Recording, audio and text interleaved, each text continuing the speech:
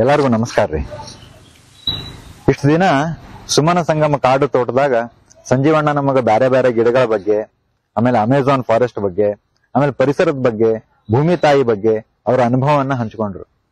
ಈಗ ಅವರ ಮತ್ತೊಂದು ಮುಖಾನ್ನ ಬ್ಯಾರೆ ಒಂದು ವೇಷದವಾಗ ಅವರ ಜೀವನದ ಬಹಳ ಮುಖ್ಯವಾದ ಇನ್ನೊಂದು ಆಯಾಮವನ್ನ ನೋಡೋಣ ಬರ್ರಿ. ನಮಸ್ಕಾರ. ನಮಸ್ಕಾರ ರೀ. ಅದ ನಿಮ್ಮನ್ನ ಭೇಟಿ ಆಗ್ಲಿಕ್ಕೆ ಬಂದಿದ್ವಿ ನಾವು. ನೀವು ನೋಡಿ ಗೊತ್ತಾಗ್ತಲ್ತ ಅಯ್ಯಪ್ಪ, ಖಾದಿ ಬಟ್ಟಿ ಒಳಗ ತೋಟದೊಳಗ ಈ ಗೊಬ್ಬರ ಏನೋ ಮಾಡುದ್ ನಮಗ್ ತೋರ್ಸ್ಕೋತ ಮತ್ತ ಅಮೆಜಾನ್ ಕಾಡಿನ ಬಗ್ಗೆ ಹಿಂಗ ಏನೇನೋ ಹೇಳಿಕತ್ತಿದ್ರಿ, ಬೇರೆ ಬೇರೆ ಗಿಡಗಳ ಬಗ್ಗೆ ಹೇಳಿದ್ರಿ. ಇವತ್ತ ಒಮ್ಮೆ ಹಿಂಗ್ ನೋಡಿದ ಕೂಡಲೇ ಇದು ಈ ವೃತ್ತಿ ಒಳಗ ಬಂದ್ ನೀವು ಎಷ್ಟು ವರ್ಷ ಆತ್ರಿ? ಈಗ 35 ವರ್ಷ ಆಯ್ತು. 35 ವರ್ಷ. 35 ವರ್ಷ ನಾನು ಧಾರವಾಡದೊಳಗೆ ಹೆರಿಗೆ ಮತ್ತು ಸ್ತ್ರೀ ಆರೋಗ್ಯ ತಜ್ಞ ಅಂತ ಕೆಲಸ ಮಾಡ್ತಾ ಇರೋದು. ಇದು ನಮ್ಮ ಆಸ್ಪತ್ರೆ, ತಾವರಗೇರಿ ಹೆರಿಗೆ ಆಸ್ಪತ್ರೆ ಅಂತ ಹೇಳಿ.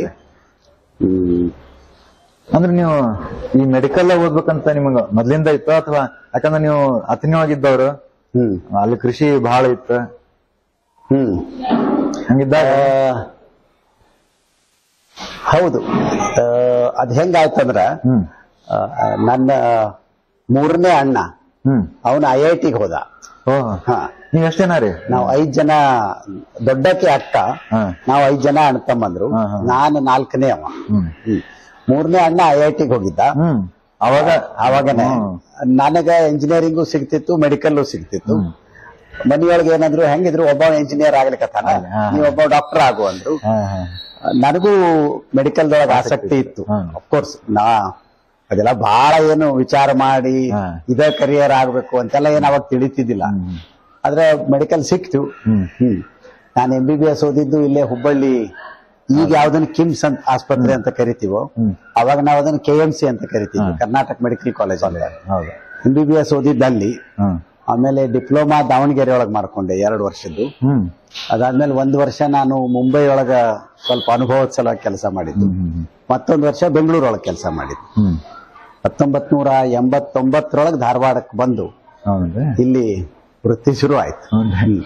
ಅಲ್ಲಿಂದ ಇಲ್ಲಿ ತನಕ ಬಹಳ ಸಂತೃಪ್ತಿದಾಯಕ, ಬಹಳ ಸಮಾಧಾನದ್ದು, ಬಹಳ ಸಂತೋಷದ ಪಯಣ ಇದು. ಅಂದ್ರೆ ಅದನ್ನ ಅಗದಿ ಅಭಿಮಾನದಿಂದ ಹೇಳ್ಕೋಬೇಕು. ಅಲ್ರಿ ಅಣ್ಣ, ಆವಾಗಿನ ಟೈಮ್ನಾಗ ಇಷ್ಟು ಬ್ರಾಂಚಸ್ ಇದ್ದಿದ್ದಿಲ್ಲ ಮೆಡಿಕಲ್, ಬಹಳ ಅಗದಿ ಲಿಮಿಟೆಡ್ ಇದ್ದು. ಈಗ ನಂಗ ಕಣ್ಣಿಂದೊಂದು, ಕಿವಿದೊಂದು, ಇನ್ ಮುಂದ್ ಸ್ವಲ್ಪ ವರ್ಷದಾಗಂತೂ ಬಲಗಣಿದೊಂದು, ಎಡಗಣಿದೊಂದು ಬಂದ್ರು ಬಂತ. ಇದೇ ಫೀಲ್ಡ್ ಅಂದ್ರ ಈ ಕ್ಷೇತ್ರ ಆರ್ಸಿದ್ದಕ್ಕೆ ಮೆಡಿಕಲ್ ಕಾಲೇಜ್ನೊಳಗೆ ಇರುವಾಗಲೇನೆ ನನಗ ಈ ಹೆರಿಗೆ ಶಾಸ್ತ್ರ ಅನ್ನೋದು ಅದು ಹೆಚ್ಚು ಆಸಕ್ತಿದಂತ ನನಗೆ ಅನಿಸ್ಲಿಕ್ಕೆ ಶುರು ಆಯ್ತು. ಹಂಗಾಗಿ ಸ್ನಾತಕೋತ್ತರ ಪದವಿ ಮಾಡೋದಂತ ಏನ್ ಸಂದರ್ಭ ಬಂತು, ಪೋಸ್ಟ್ ಗ್ರಾಜುಯೇಷನ್ ಮಾಡೋದು ಅಂತ, ಅವಾಗ ನನ್ನ ಮೊದಲನೇ ಆಯ್ಕೆ ಇದೇ ಆಗಿತ್ತು. ನಾನು ಇದನ್ನೇ ಮಾಡಬೇಕು, ಇದನ್ನೇ ಆರಿಸ್ಕೋಬೇಕು ಅಂತ. ನನಗೆ ಅದರ ಸೀಟುನು ಸಿಕ್ತು. ಆಮೇಲೆ ಸ್ನಾತಕೋತ್ತರ ಶಿಕ್ಷಣ ಮುಗಿಸಿಕೊಂಡಾಗ ಅವಾಗ ನಮ್ಮ ಊರು ಅಥಣಿ ಒಳಗ ಅರಿವಳಿಕೆ ತಜ್ಞರು ಅಂದ್ರೆ ಅನಸ್ತೇಷಿಯಾ ಡಾಕ್ಟರ್ಸ್ ಇರ್ಲಿಲ್ಲ. ಹಂಗಾಗಿ ಅಲ್ಲಿ ನನಗೆ ಪ್ರಾಕ್ಟೀಸ್ ಶುರು ಮಾಡಿದ್ರು ಆಪರೇಷನ್ ಮಾಡೋಕ್ ಸಾಧ್ಯ ಇರಲಿಲ್ಲ. ಹಂಗಾಗಿ ನಾನು ಬಹಳ ಪ್ರಜ್ಞಾಪೂರ್ವಕವಾಗಿ ಧಾರವಾಡ ಆರಿಸ್ಕೊಂಡೆ.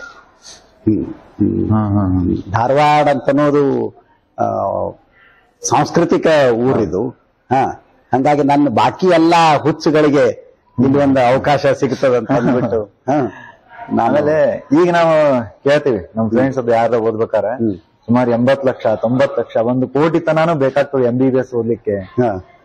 ಅವಾಗ ಹೆಂಗಿತ್ತು ಶಿಕ್ಷಣ? ಅಂದ್ರೆ ಏನು ಇಷ್ಟು ವ್ಯತ್ಯಾಸ ಆಗುವಂಗ ಅದೊಂಥರ ದೊಡ್ಡ ಬಿಸ್ನೆಸ್ ಗತಿ ಆಗ್ಬಿಟ್ಟದು ಅಥವಾ ಏನ?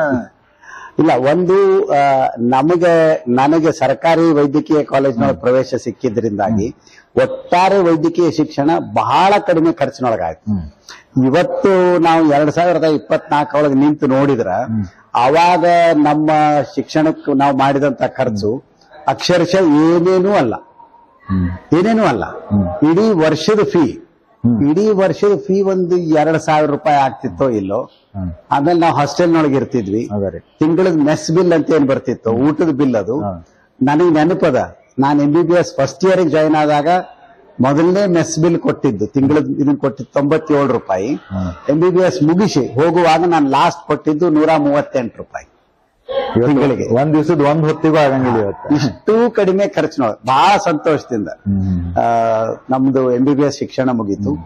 ಆಮೇಲೆ ಸ್ನಾತಕೋತ್ತರ ಶಿಕ್ಷಣಕ್ಕೆ ಮೊದಲು ದಾವಣಗೆರೆ, ಆಮೇಲೆ ಮುಂಬೈ, ಆಮೇಲೆ ಬೆಂಗಳೂರು.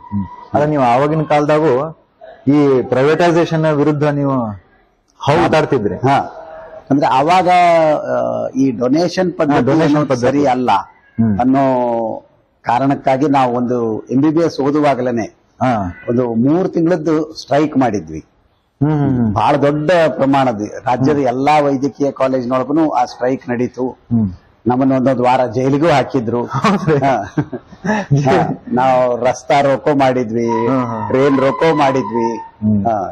ಬಹಳ ದೊಡ್ಡ ಪ್ರಮಾಣದೊಳಗೆ ನಾವು ಸ್ಟ್ರೈಕ್ ಮಾಡಿದ್ವಿ, ಈ ಡೊನೇಷನ್ ಪದ್ಧತಿಯ ಮೆಡಿಕಲ್ ಕಾಲೇಜುಗಳು ಬರಬಾರದು ಅಂತ.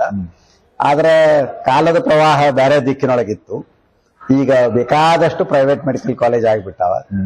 ಸಾಕಷ್ಟು ವಾಣಿಜ್ಯೀಕರಣ ಆಗಿರೋದನ್ನು ನಾವು ನೋಡ್ತೀವಿ ಒಟ್ಟಾರೆ ವೈದ್ಯಕೀಯ ವೃತ್ತಿಯೊಳಗೆ, ವೈದ್ಯಕೀಯ ಶಿಕ್ಷಣದೊಳಗೆ.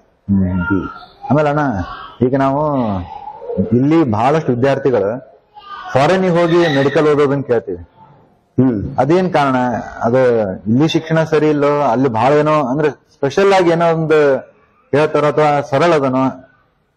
ಒಟ್ಟಾರೆಯಾಗಿ ಬರೀ ವೈದ್ಯಕೀಯ ಶಿಕ್ಷಣದೊಳಗೆ ಒಟ್ಟು ಶಿಕ್ಷಣ ಈಗ ಹೊಸದಾಗಿನ ಈ 10 ವರ್ಷದೊಳಗಿನ ಒಂದು ಬದಲಾವಣೆ ಏನಂದ್ರ ಉಚ್ಚ ಶಿಕ್ಷಣಕ್ಕಾಗಿ ಬೇರೆ ದೇಶಗಳಿಗೆ. ಯಾಕಂದ್ರೆ ನಾವು ನ್ಯೂಸ್ನಾಗ ಅದು ಇಷ್ಟು ಡಾಕ್ಟರ್ಸ್ ಇದಾರಲ್ಲಿ ಅದೇ ಬರ್ತಿರ್ತದ. ಅದು ಒಟ್ಟಾರೆ ಜಾಗತಿಕ ವಿದ್ಯಮಾನಗಳ ಬದಲಾಗ್ತಾ ಇರೋದ್ರಿಂದಾಗಿ ಎಲ್ಲಾ ಕ್ಷೇತ್ರದೊಳಗೂ ಶಿಕ್ಷಣಕ್ಕಾಗಿ ಹೊರಗೆ ಹೋಗ್ತಾ ಇರೋದು. ವೈದ್ಯಕೀಯ ಕ್ಷೇತ್ರದೊಳಗೆ MBBS ಇಲ್ಲಿ ಮಾಡ್ಕೊಂಡ್ಬಿಟ್ಟು ಪೋಸ್ಟ್ ಗ್ರಾಜುಯೇಷನ್ಗೆ ಅಲ್ಲಿಗೆ ಹೋಗೋದು, ಸೂಪರ್ ಸ್ಪೆಷಲೈಸೇಷನ್ಗೆ ಅಲ್ಲಿಗೆ ಹೋಗೋದು, ಅಥವಾ ಹೆಚ್ಚಿನ ಅನುಭವದ ಸಲ ಬೇರೆ ದೇಶಕ್ಕೆ ಹೋಗಿ ಬರೋದು, ಇಂಥದ್ದೊಂದು ಪ್ರವೃತ್ತಿ ಹೆಚ್ಚಾಗ್ತಾ ಇರೋದನ್ನ ನಾವು ನೋಡ್ತೀವಿ. ಅದೇ ಅಂದ್ರೆ ಅದಕ್ಕೇನು ದೇಶಕ್ಕೇನೊಂದು ಹಿತ ಹಂಗ ಅದಕ್ಕೇನು ಒಂದು ದೃಷ್ಟಿಯಿಂದ ನೋಡಿದ್ರೆ ಸ್ನಾತಕೋತ್ತರ ಶಿಕ್ಷಣ ಪಡೆದು ಅದಕ್ಕಿಂತಲೂ ಹೆಚ್ಚಿಂದು ಅಂದ್ರೆ ಸೂಪರ್ ಸ್ಪೆಷಾಲಿಟಿ ಶಿಕ್ಷಣ ಪಡೆದವ್ರು ಯಾರು ಬರ್ತಾರೋ ಡಾಕ್ಟರ್ಸ್, ಅವ್ರು ಅನಿವಾರ್ಯವಾಗಿ ದೊಡ್ಡ ನಗರಗಳಲ್ಲಿಯೇ ವೃತ್ತಿ ಮಾಡಬೇಕಾಗ್ತದೆ. ಹಂಗಾಗಿ ಹಳ್ಳಿಗಳಲ್ಲಿ ಯಾವ ಮಟ್ಟದ ವೈದ್ಯಕೀಯ ಸೇವೆ ಸಿಗಬೇಕು ಅದು ಇವತ್ತಿಗೂ ಸಿಗ್ತಾ ಇಲ್ಲ. ಅದು ಒಂದು ಸ್ವಲ್ಪ ದುರದೃಷ್ಟದ ಸಂಗತಿ ಅಂತಾನೆ ಹೇಳಬೇಕು. ಆಮೇಲೆ ನೀವು ರಿಸರ್ಚ್ಗಾಗ್ಲಿ ಬೇರೆ ಕೋರ್ಸಿಗಾಗ್ಲಿ ಹಿಂಗ ಫಾರಿನ್ ಕಂಟ್ರೀಸ್ ಯೂನಿವರ್ಸಿಟಿಗೆ ಹೋಗಿದ್ದು ಇಲ್ಲ. ನಾನು ಬೇರೆ ದೇಶಕ್ಕೆ ಶಿಕ್ಷಣದ ಸಲುವಾಗಿ ಹೋಗ್ಲಿಲ್ಲ, ವೃತ್ತಿಯ ಸಲುವಾಗಿ ಹೋಗ್ಲಿಲ್ಲ. ಅದಾದ ನಂತರ ನಮ್ಮ ಸಂಬಂಧಿಕರು ಅಮೆರಿಕಾದೊಳಗಿದ್ರು ಅಂತೇಳಿ 2000 ಇಸ್ವಿ ಒಳಗ ನಾವು 2.5 ತಿಂಗಳು ನಾನು, ನನ್ನ ಹೆಂಡತಿ ಮತ್ತು ಮಗ ನಾವು US ಹೋಗಿದ್ವಿ. ಅಲ್ಲಿ ಸ್ಟ್ಯಾನ್ಫರ್ಡ್ ಯೂನಿವರ್ಸಿಟಿ ಒಳಗ ಅಲ್ಲಿ ಇದ್ದುಕೊಂಡ್ಬಿಟ್ಟು ಹೆಚ್ಚು ಕಡಿಮೆ ಸಾಕಷ್ಟು ಪ್ರವಾಸ ಮಾಡಿದ್ವಿ. ಅಲ್ಲ, ಅಲ್ಲಿ ಯೂನಿವರ್ಸಿಟಿಗಳು ಮತ್ತೆ ಇಲ್ಲಿ ಯೂನಿವರ್ಸಿಟಿಗಳು ಏನೊಂದು ವಿದ್ಯಾರ್ಥಿಗಳಾಗ್ಲಿ ಅಥವಾ ಕಲಿಸೋ ಒಂದು ಕ್ರಮದೊಳಗಾಗ್ಲಿ ಒಂದು ಬಹಳ ಮುಖ್ಯ ಬದಲಾವಣೆ ನಾವು ಗಮನಿಸಿದ್ದೇನಂತಂದ್ರೆ, ಇಲ್ಲಿಯ ವಿಶ್ವವಿದ್ಯಾಲಯದ ಆವರಣಗಳು, ಇಲ್ಲಿಯ ಚಟುವಟಿಕೆಗಳು ನೋಡಿದ್ರೆ ಅಲ್ಲಿ ಬಹಳ ಜೀವಂತಿಕೆ. ನಾವೇನ್ ಸ್ಟ್ಯಾನ್ಫರ್ಡ್ ಯೂನಿವರ್ಸಿಟಿ ಒಳಗ 3-4 ವಾರ ಇದ್ವೋ, ಇಡೀ 24 ತಾಸು ಆ ಯೂನಿವರ್ಸಿಟಿ ಹಂಗ ಜಗಮಗ ಜೀವಂತಿಕೆಯಿಂದ ಅದು ಒಂಥರ ಓದ್ತಿರ್ತಾರ, ಎಕ್ಸರ್ಸೈಸ್ ಮಾಡ್ತಿರ್ತಾರ, ನಿರಂತರ ರಾತ್ರಿ ಅವ್ರು ಓಡ್ತಿರ್ತಾರ, ಸ್ವಿಮ್ಮಿಂಗ್ ಪೂಲ್ದವ್ರು ಈಜ್ತಿರ್ತಾರ, ಆಟ ಆಡೋರು ಆಡ್ತಿರ್ತಾರ. ಲೈಬ್ರರಿ ಇಡೀ 24 ತಾಸು ಓಪನ್ ಇರ್ತದ. Book shop, Stanford university book shop ಇಡೀ 24 ತಾಸು ಓಪನ್ ಇರ್ತದೆ. ಬಹಳ ಜೀವಂತಿಕೆ, ಬಹಳ ಲವಲವಿಕೆ, ಬಹಳ ಚಟುವಟಿಕೆ. ಅದು ಆ ಪ್ರವೃತ್ತಿ ಇಲ್ಲಿ ಬಹಳ ಬರ್ಬೇಕಾಗಿದ್ದದು. ನಮ್ಮ ವಿಶ್ವವಿದ್ಯಾಲಯದೊಳಗೆ ಅದು ಇನ್ನೂ ಅಷ್ಟು ಕಾಣಿಸೋದಿಲ್ಲ. ಅದು ಅಂದ್ರೆ ಸ್ವಂತ ಯುವಕರಿಂದ ಆಗ್ಬೇಕಾಗಿರೋದು ಪ್ರಾಧ್ಯಾಪಕರ ಅಂತದ್ದೊಂದು ವಾತಾವರಣ ಸೃಷ್ಟಿ ಮಾಡಬೇಕು. ಯಾಕಂದ್ರೆ ವಿದ್ಯಾರ್ಥಿಗಳಿಗೆ ಏನು ಹೆಂಗ ಗೊತ್ತಿರುವುದಿಲ್ಲ. ಪ್ರಾಧ್ಯಾಪಕರು ವಿಶ್ವವಿದ್ಯಾಲಯದ ಆವರಣದೊಳಗೆ ಅಂತಹದ್ದೊಂದು ಹೊಸತನ ತಂದ್ರು ಅಂದ್ರೆ, ಅವರು ಮಾರ್ಗದರ್ಶನ ಮಾಡಿದ್ರಂದ್ರ ಅವಾಗ ವಿದ್ಯಾರ್ಥಿಗಳಿಗೆ ಹೌದಪ್ಪ, ನಾವು ನಮ್ಮ ವಿದ್ಯಾರ್ಥಿ ಜೀವನ ಹಿಂಗ್ ಕಳಿಬೇಕು, ಹಿಂಗೆ ಇರೋದು ಉಪಯೋಗ ಮಾಡ್ಕೋಬೇಕು ಅನ್ನೋದು ಗೊತ್ತಾಗ್ತದ. ಆಮೇಲೆ ನೀವ್ ಹೇಳಿದ್ರಿ ಈಗ ಹಳ್ಳಿಗಳಲ್ಲಿ ಇನ್ನೂ ವೈದ್ಯಕೀಯ ಅಷ್ಟು ಮುಟ್ಟಬೇಕಾಗ್ಯದ ಅವ್ರಿಗೆ. ಇನ್ನು ಇಲ್ಲಿ ನಾವು ಬಹಳ ಜನ ಬರ್ತಿರ್ತಾರ, ಅಂದ್ರೆ ದಿವಸ 100 ಮಂದಿ ನಿಮಗೆ ಭೇಟಿ ಆಗ್ತಿರ್ತಾರೆ. ಹಳ್ಳಿ ಹೆಣ್ಮಕ್ಳು ಬರ್ತಾರ, ಅವ್ರ ಜೊತೆ ಹೆಂಗ ಅನಿಸ್ತು? ನಾವ್ ಇದನ್ನ ಅಲ್ಲೇ ಹೋಗಿ ಮೇಲೆ ಈಗ ಗದ್ಲ ಅದು ಇದು ಅಷ್ಟು ಜನ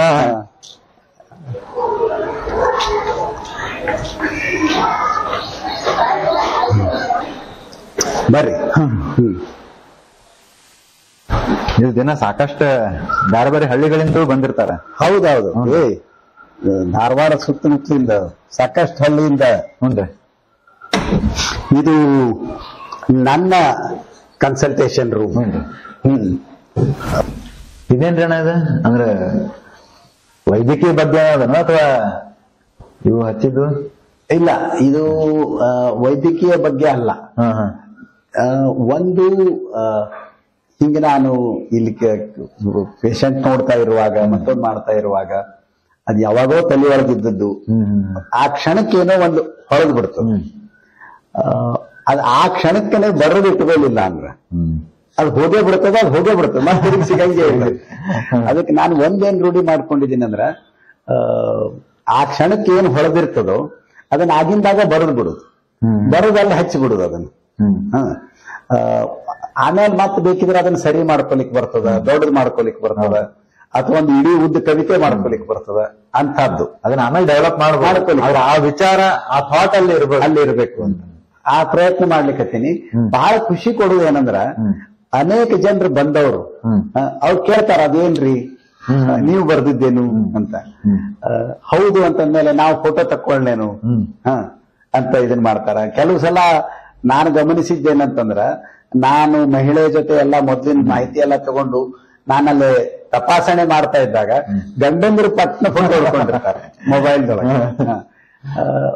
ಹೇಳ್ತಾರೆ ಕೆಲವರಂತೂ ಪ್ರತಿ ಸಲ ಬಂದಾಗನು ಬಹಳ ಇದರಿಂದ ಈ ಸಲ ಹೊಸದ ಬರ್ದೇ ಇಲ್ಲಲ್ರಿ ಅಂತ ಅಬ್ಸರ್ವ್ ಮಾಡಿರ್ತಾರೆ. ಅದು ಖುಷಿ. ಈ ವೃತ್ತಿಯನ್ನು ಆನಂದಿಸೋದು ಅಂತೀವಲ್ಲ, ಪ್ರತಿ ದಿವಸ ಪ್ರತಿ ಕ್ಷಣ ಆನಂದಿಸ್ಬೇಕು ನಾವು. ಇಲ್ಲಾಂದ್ರೆ ಬೇಸರ ಆಗೋಗ್ಬಿಡ್ತದೆ ದಿನಾಲು ಅದೇ ಅದೇ ಅದೇ ಅಂದ್ರೆ. ಹಿಂಗ ನಾವು ಪ್ರತಿಯೊಂದು ಕ್ಷಣವನ್ನು ಆನಂದಿಸುವಂತದ್ದು ರೂಢಿಸ್ಕೊಂಡ್ಬಿಟ್ರೆ ಬಹಳ ಆರಾಮಿರ್ತೀವಿ. ಅಣ್ಣ, ಈ ತಾವರ್ಗಿರಿ ನರ್ಸಿಂಗ್ ಹೋಮ್ ಬಗ್ಗೆ ಆಮೇಲೆ ಇಲ್ಲಿದೇನ್ ವಿಶೇಷ ಅದ? ಅಂದ್ರೆ ನೀವೇನ್ ರೂಢಿಸ್ಕೊಂಡ್ ಬಂದಿರಿ, ಇಲ್ಲಿ ಯಾವ ಡಾಕ್ಟರ್ಸ್ ಇದಾರ ಅದ್ರ ಬಗ್ಗೆ? ಇದು ತಾವರ್ಗೇರಿ ಹೆರಿಗೆ ಆಸ್ಪತ್ರೆ ಅಂತ. ಮೂಲದೊಳಗೆ ಇದು ತಾವರ್ಗೇರಿ ಕುಟುಂಬದವರ ಆಸ್ಪತ್ರೆ ಆಗಿತ್ತು, ಹೆರಿಗೆ ಆಸ್ಪತ್ರೆ ಆಗಿತ್ತು. ಅದಾದ್ಮೇಲೆ ಕೆಲವು ಕಾರಣಗಳಿಗಾಗಿ ಆ ಕುಟುಂಬದವ್ರು ಸ್ವಲ್ಪ ಬೇರೆ ಬೇರೆ ಆದ್ರವರು. ಅದು ಮೊದ್ಲು ಎಷ್ಟು ವರ್ಷದಿಂದ ಇತ್ತು? ಮೊದಲು ಒಂದು ಸುಮಾರು 25 ವರ್ಷದಿಂದ ಅದು ನಡ್ಕೊಂಡು ಬಂದ. 50 ವರ್ಷ ಅಂತೂ ಆಯ್ತು ಆರಾಮಾಗಿ. ಅದೇ ನಾನು ಅವಾಗ್ಲೇ ಹೇಳಿದ್ನಲ್ಲ, ನಾನು 1989 ಬಂದು ಇಲ್ಲಿ ಹೆರಿಗೆ ಮತ್ತು ಸ್ತ್ರೀ ಆರೋಗ್ಯ ತಜ್ಞ ಅಂತ ವೃತ್ತಿ ಮಾಡ್ಲಿಕ್ಕೆ ಶುರು ಮಾಡಿದೆ. ಒಂದು ವಿಷಯ ನನಗೆ ಬಹಳ ಸ್ಪಷ್ಟ ಇತ್ತು ಆವಾಗ್ಲೇನೆ. ನಾನು ಒಬ್ಬನೇ ಇದ್ಕೊಂಡ್ ಬಿಟ್ಟು ನನ್ನದೇ ಆದಂತ ಹೆರಿಗೆ ಆಸ್ಪತ್ರೆ ನಾನು ಶುರು ಮಾಡ್ಕೊಳ್ಳೋದಿಲ್ಲ. ಯಾಕಂತಂದ್ರೆ ಒಂದು ಸಲ ನಾವು ಗರ್ಭಿಣಿಯರನ್ನು ನೋಡ್ಲಿಕ್ಕೆ ಶುರು ಮಾಡ್ತೀವಿ, ತಪಾಸ್ ಮಾಡ್ಲಿಕ್ಕೆ ಶುರು ಮಾಡ್ತೀವಿ ಅಂತಂದ್ರ ಅದು ಅವ್ರು ಸುಖರೂಪವಾಗಿ ಹೆರಿಗೆ ಆಗಿ ಬಾಣಂತಿ ಮತ್ತು ಮಗು ಹೋಗೋ ತನಕನೂ ಅದು ನಮ್ಮ ಜವಾಬ್ದಾರಿ ಆಗ್ತದೆ. ಮತ್ತೆ ಹೆರಿಗೆ ಅಂತಂದ್ರೆ ಅದಕ್ಕೆ ವೇಳೆ ವಾರ ದಿನ ಏನೂ ಇರುವುದಿಲ್ಲ, ಯಾವಾಗಾದ್ರೂ ಬರ್ತಾರೆ. ಆದ್ರೆ ನನಗೆ ಬೇರೆ ಹವ್ಯಾಸಗಳಿದ್ವು. ಅದು ಸಾಹಿತ್ಯ ಆಗಿರ್ಬೋದು, ಕೃಷಿ ಆಗಿರ್ಬೋದು, ಶಿಕ್ಷಣ ಆಗಿರ್ಬೋದು. ಹಾಗಾಗಿ ನಾನು ಇನ್ನೊಬ್ಬ ನನ್ನ ಜೊತೆ ಸೇರ್ಕೊಳ್ಳಿಕ್ಕೆ ಒಬ್ಬ ಸಹೋದ್ಯೋಗಿ ಪಾರ್ಟ್ನರ್ ಜಾಯಿಂಟ್ ಆಗಿ ಬರಬೇಕು, ನಾವು ಜಾಯಿಂಟ್ ಪ್ರಾಕ್ಟೀಸ್ನೇ ಮಾಡಬೇಕು ಅಂತ ನಾನು ನಿರ್ಣಯ ಮಾಡಿದ್ದೆ. ನನ್ನ ಅದೃಷ್ಟ ಎಷ್ಟು ಚಲೋ ಅಂತಂದ್ರ, ನಾನು MBBS ಕಲಿಯುವಾಗ ನನ್ನ ಸಹಪಾಠಿ ಯಾರಾಗಿದ್ರು ಡಾಕ್ಟರ್ ಶ್ರೀಧರ್ ಪೂಜಾರ್, ಅವರು ಅವ MD ಗೈನಕಾಲಜಿ ಮಾಡ್ಲಿಕ್ಕೆ ಮೈಸೂರಿಗೆ ಹೋದ. ಹೋಗೋವಾಗ್ಲೇನೆ ನಾವು ಒಪ್ಪಂದ ಮಾಡ್ಕೊಂಡ್ಬಿಟ್ಟಿದ್ವಿ, ನೀನ್ MD ಮುಗಿಸ್ಕೊಂಡ್ ಬಾ, ಮುಗಿಸ್ಕೊಂಡ್ ಬಂದ್ ಕೂಡಲೇ ನಾವು ಜಾಯಿಂಟ್ ಪ್ರಾಕ್ಟೀಸ್ ಶುರು ಮಾಡೋಣ ಅಂತ. ಆಗ ಇದು ಸುಮಾರೊಂದು 25 ವರ್ಷದ ಹಿಂದಿನ ಮಾತು, 28 ವರ್ಷದ್ದು. ಜಾಯಿಂಟ್ ಪ್ರಾಕ್ಟೀಸ್ ಅಂತನ್ನುವಂತ ಪರಿಕಲ್ಪನೆನೇ ಇರ್ಲಿಲ್ಲ. ಒಂದು ಕುಟುಂಬದೊಳಗೆ 3-4 ಜನ ಡಾಕ್ಟರ್ಸ್ ಇದ್ದು ಅವ್ರ ಆಸ್ಪತ್ರೆ ನಡೆಸ್ಕೊಂಡು ಹೋಗೋದು ಗೊತ್ತಿತ್ತು, ಅಥವಾ ಅವ್ರ ಮಕ್ಕಳು ಅವರು ಹಿಂಗೆಲ್ಲ ಸೇರಿ ಮಾಡ್ತಿದ್ರು. ಆದ್ರೆ ನಾನು ಬಹಳ ಪ್ರಜ್ಞಾಪೂರ್ವಕವಾಗಿ ನನಗೊಬ್ಬ ಸಹೋದ್ಯೋಗಿ ಬೇಕು, ನಾವಿಬ್ರು ಕೂಡಿಯೇ ಪ್ರಾಕ್ಟೀಸ್ ಮಾಡೋದು. ಹಾಗಾಗಿ ನಾವು ಒಂದು ನಮ್ಮ ಆದಾಯವನ್ನು ಹಂಚ್ಕೊಳ್ತೀವಿ, ಜೊತೆಗೆ ನಮ್ಮ ಬಿಡುವಿನ ಸಮಯವನ್ನು ಹಂಚ್ಕೊಳ್ಳಿಕ್ಕೆ ಆಗ್ತದೆ. ನಮಗೇನು ಒಂದು ಬಿಡುವಿನ ಸಮಯ ಬೇಕು, ನಮ್ಮ ಕುಟುಂಬದವ್ರ ಜೊತೆ ಇರ್ಲಿಕ್ಕಾಗಲಿ, ಬೇರೆ ಹವ್ಯಾಸಗಳನ್ನು ಮಾಡ್ಕೊಳ್ಳಿಕ್ಕಾಗಲಿ, ಅದು ನನಗೆ ಬಹಳ ಸ್ಪಷ್ಟವಾಗಿ ಗೊತ್ತಿತ್ತು. ಅಂದಾಗಿ ಶ್ರೀಧರ್ ಯಾವಾಗ MD ಮುಗಿಸ್ಕೊಂಡು ಬಂದ್ರು, ನಾವಿಬ್ರು ಕೂಡ ಜಾಯಿಂಟ್ ಪ್ರಾಕ್ಟೀಸ್ ಅಂತ ಶುರು ಮಾಡ್ಕೊಂಡ್ವಿ. ಅದಾಗಿ ಕೆಲವೇ ದಿವಸಕ್ಕೆ ನಮಗೆ ತಾವರಗಿರಿ ಈ ನರ್ಸಿಂಗ್ ಹೋಮ್ನೊಳಗೆ ಇಲ್ಲಿ ಕೆಲಸ ಮಾಡುವಂತ ಅವಕಾಶ ಸಿಕ್ತು. ಅದಾದ ನಂತರ ನಾವು ಒಂದು ತಾವರಗಿರಿ ನರ್ಸಿಂಗ್ ಹೋಮ್ ಪ್ರೈವೇಟ್ ಲಿಮಿಟೆಡ್ ಅನ್ನುವಂತ ಒಂದು ಪ್ರೈವೇಟ್ ಲಿಮಿಟೆಡ್ ಕಂಪನಿ ಮಾಡ್ಕೊಂಡ್ವಿ. ಒಟ್ಟಾರೆ ನಾವು ಈಗ 5 ಜನ ಹೆರಿಗೆ ತಜ್ಞರೇ ಕೂಡಿ ಪ್ರಾಕ್ಟೀಸ್ ಮಾಡ್ತಾ ಇದ್ದೀವಿ ಇಲ್ಲಿ. ನಾನು, doctor Sridhar Pujar, doctor Bharathi Korlahalli, doctor Santosh Kulkarni ಮತ್ತೆ ಡಾಕ್ಟರ್ ತಸ್ನೀಮ್ ಕಮಾಲ್ ಶಾ ಅಂತ ನಾವು 5 ಜನ ಹೆರಿಗೆ ತಜ್ಞರು. ಆವಾಗಿಂದನು ನೀವು 5 ಜನ ಇಲ್ಲ, ಮೊದಲು ಬೇರೆದವ್ರು, ಆಮೇಲೆ ಬೇರೆದವ್ರು ಸೇರ್ಕೊಂಡ್ರ. ನಾವು 3 ಜನ ಮೊದ್ಲಿಂದನೂ ಇದ್ದೀವಿ. ನಾನು, ಡಾಕ್ಟರ್ ಶ್ರೀಧರ್ ಮತ್ತು ಡಾಕ್ಟರ್ ಭಾರತಿ, ನಾವು ಮೊದ್ಲಿಂದನೂ ಇದ್ದೀವಿ. ಹೀಗೆ ಕೂಡಿ ಪ್ರಾಕ್ಟೀಸ್ ಮಾಡೋದೇನಿದೆಯೋ, ಯಾವ್ದಕ್ಕೆ ನಾವು ಜಾಯಿಂಟ್ ಪ್ರಾಕ್ಟೀಸ್ ಅಂತೀವಿ, ಇದರ ಅನುಕೂಲಗಳು ಬಹಳ. ಅದ್ರೊಳಗೂ ನಮ್ದು ಹೆರಿಗೆ ಶಾಸ್ತ್ರದೊಳಗ ಗರ್ಭಿಣಿ ಹೆಣ್ಮಗಳು ಹೆರಿಗೆಗೆ ಯಾವಾಗ ಬರ್ತಾಳ, ಯಾವ ಸ್ಥಿತಿ ಒಳಗ್ ಬರ್ತಾಳ ಅನ್ನೋದು ಗೊತ್ತಿರುವುದಿಲ್ಲ. ಅದು 24 ತಾಸು ಅದನ್ನೇ ಮಾಡ್ತಾ ಹೋಗೋದು ಅದು ನಮ್ಮ ಆರೋಗ್ಯಕ್ಕೂ ಒಳ್ಳೇದಲ್ಲ, ನಾವು ಸರಿಯಾಗಿ ಅವ್ರನ್ನ ಚಿಕಿತ್ಸೆ ಮಾಡ್ಲಿಕ್ಕೂ ಆಗಂಗಲ್ಲ. ಹಾಗಾಗಿ ನಾವು ಕೂಡಿ ಪ್ರಾಕ್ಟೀಸ್ ಮಾಡೋದ್ರಿಂದ ಎಲ್ಲಾ ಕೆಲಸವನ್ನು ನಾವು ಹಂಚ್ಕೊಂಡು ಬಿಡ್ತೀವಿ. ಹಾಗಾಗಿ ನಮಗೂ ಬಿಡುವಿನ ಸಮಯ ಸಿಗ್ತದ, ಮತ್ತೆ ಬಂದಂತಹ ರೋಗಿಗಳಿಗೆ ಒಬ್ರು ತಜ್ಞ ವೈದ್ಯರೇ ತಪಾಸ್ ಮಾಡ್ತಾರ ಮತ್ತು ಎಲ್ಲಾ ಇದನ್ನ ಚಿಕಿತ್ಸೆ ಕೊಡ್ತಾರ ಅನ್ನುವಂತ ಭರವಸೆ ಇರ್ತದೆ. ನಾವು ಮತ್ತೊಬ್ರು ಯಾರ್ದೋ ಡಾಕ್ಟರ್ ಮೇಲೆ ಬಿಟ್ಟು ಹೋಗ್ತೀವಿ ಅಂತಿಲ್ಲ. ನಾವೆಲ್ಲರೂ ಎಲ್ಲಾ ಪೇಷಂಟ್ನು ನಾವೆಲ್ಲರೂ ನೋಡಿರ್ತೀವಿ. ಡೇ ಅಂಡ್ ನೈಟ್ ಒಬ್ರಾರು ನಮಗೆ ಇಲ್ಲಿ 24 ತಾಸು ಒಬ್ರು ಡಾಕ್ಟರ್ ಸಿಗ್ತಾರ ಅಂತ. ಜೊತೆಗೇನೆ ಹುಟ್ಟಿದ ಕೂಸುಗಳನ್ನು ನೋಡ್ಲಿಕ್ಕೆ ಮಕ್ಕಳ ಡಾಕ್ಟರ್ ಇದಾರ 4 ಜನ. ಆಮೇಲೆ ಅರಿವಳಿಕೆ ತಜ್ಞರು, ಅನಸ್ತೇಶಿಯಾದೊಳಗೆ ಬರ್ಲಿಕ್ಕೆ ಅಲ್ಲಿ ಡಾಕ್ಟರ್ಸ್ ಇದಾರ. ಹಿಂಗ ಎಲ್ಲಾ ನಮಗೆ ಯಾವ್ದು ಬೇಕೋ ಅದೆಲ್ಲವನ್ನೂ ನಾವು ವ್ಯವಸ್ಥೆ ಮಾಡ್ಕೊಂಡಿದೀವಿ. ಒಟ್ಟಾರೆಯಾಗಿ ಬಹಳ ಸಂತೃಪ್ತಿಯಿಂದ, ಬಹಳ ಸಮಾಧಾನದಿಂದ ನಾವು ಇಲ್ಲಿ ಕೆಲಸ ಮಾಡ್ತಾ ಇದ್ದೀವಿ ನಾವು.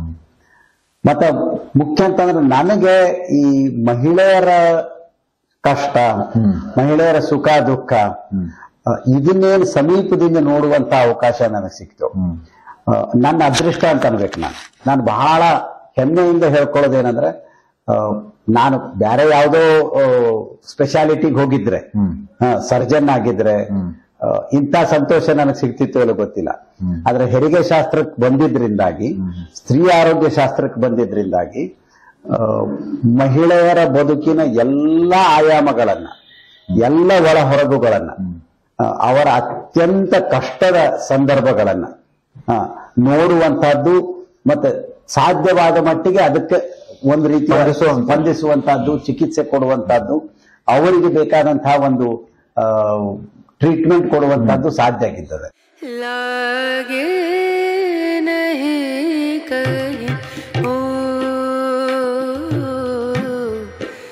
ನಜರ್